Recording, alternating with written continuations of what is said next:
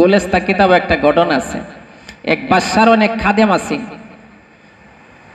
চাকর আছেন। একটা চাকর নতুন নিয়োগ হইছে। তো কিছুদিন যাইতে না যাইতে বাদশাহ এই চাকরের বেতন দ্বিগুণ করে লাইছে।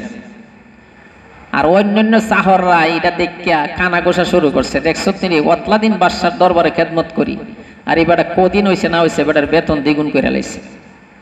সমালোচনার জ্বর উঠছে, বাদশার কানে হচ্ছে। বাদশার সবরে ডাইকা জমাইছে, জমাইয়া কয় এর বেতন কেড়ে বাড়াইছে জানো নি? তোমরা খালি 8 ঘন্টা ডিউটি করো, এরপরে তোমরা পাওয়া জানা।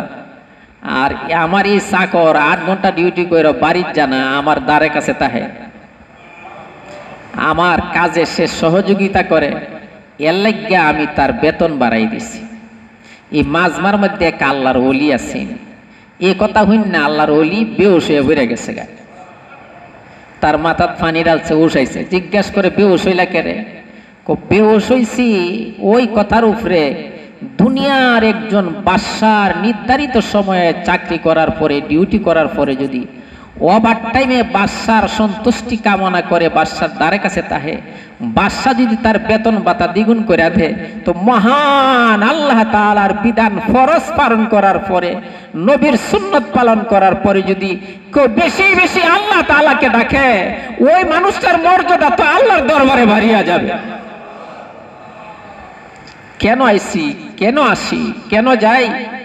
বেশি বেশি জিকির করব, আমল করব, আল্লাহর দরবারে পজিশন বেড়ে যাইব গা। কেউ না চিনলেও সুবিধা নাই, আল্লাহ চিনলই হয়। এই কথা ঠিক না বেরিক? কেউ আমার চিনার দরকার নাই, কেউ সম্মান করার আমার দরকার নাই, এটা আমার দিলের চাহিদাও নাই। আমার মনিবে যদি আমাকে চিনে তো পরকালে নাজাত পাইয়া যাইব।